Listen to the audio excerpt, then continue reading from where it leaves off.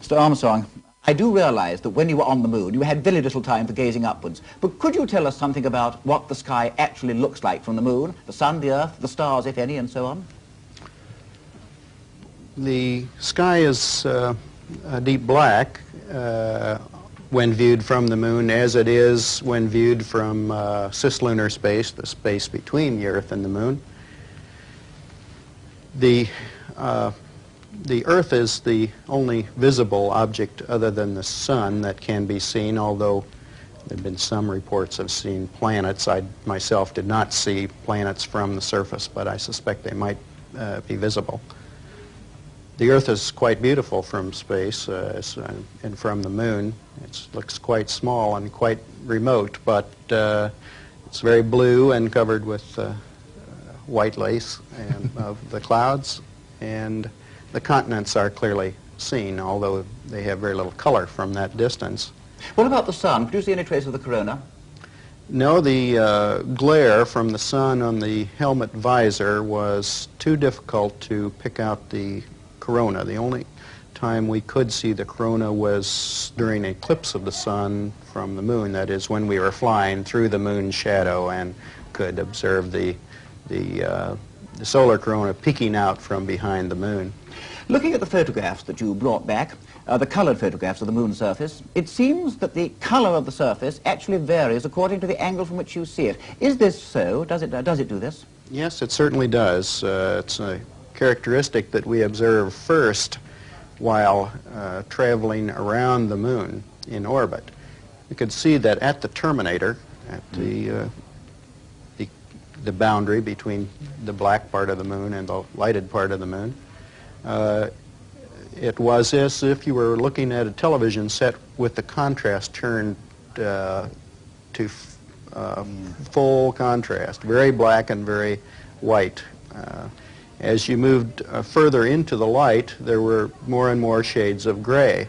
But as you moved further, such the sun was higher above the horizon, you actually start to see the tans and browns appear, although at a very low level. Similarly, on the surface of the moon, the same characteristic is evident. You can see browns if the sun is high enough. Apollo 12, for example, landed while the sun was only 5 degrees above the horizon. So when they arrived, they saw no browns or tans anywhere, only fairly high contrast grays. But you did? But yes, I did. The sun was at 11 degrees. And Apollo 12 did also the next day when they arose from their sleeping period and the sun was higher. Of course, then the browns were observable to them. When you were actually walking about on the moon's surface and kicking about a certain amount of dust, did you notice any local color? And also, were you at all subconsciously worried about the possibility of unsafe areas? Well, the color is a puzzling phenomenon on the moon, aside from the characteristics that I've already mentioned.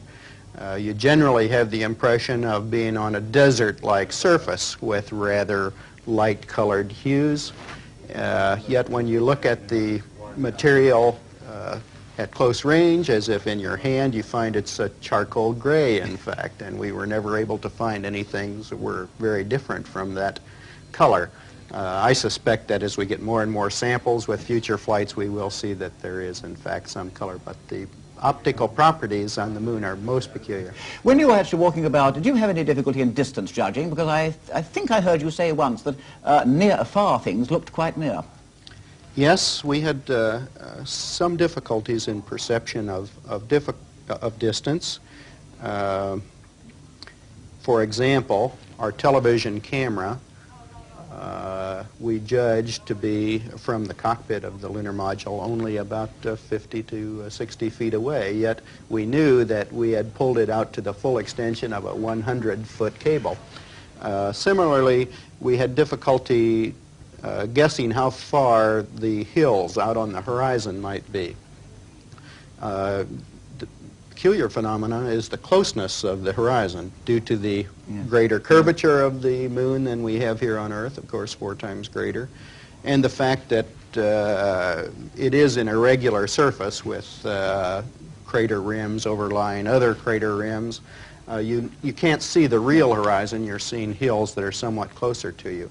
There was a large crater which we overflew during our final approach, it had hills of the order of 100 feet in height, and we were only 1,100 feet west of that hill, and we couldn't see a 100-foot high hill from 1,100 to 1,200 feet away. Did you notice any obvious difference between the far side and the near side as you went round it? I mean, apart from the obvious differences in topography? No observable differences in color, but then the sun's angle was always somewhat different over there, so it would be difficult to make a general correlation. I would say the topography is the striking change. Of course, as all your viewers know, there are no seas on the far side of the moon, and it's all highlands and high mountains, big craters. So it's strikingly different from the. There's just one more thing I'd like to ask you. You're one of the very, very few people, I think, whose opinion on this is really worth having. In fact, there are only 4 of you. Do you think, from your knowledge of the moon, having been there, that it is going to be possible in the foreseeable future to set up scientific bases there on anything like a large scale? Oh, I'm quite certain that we'll have such bases in our lifetime. Somewhat like the Antarctic stations and similar scientific outposts, continually manned.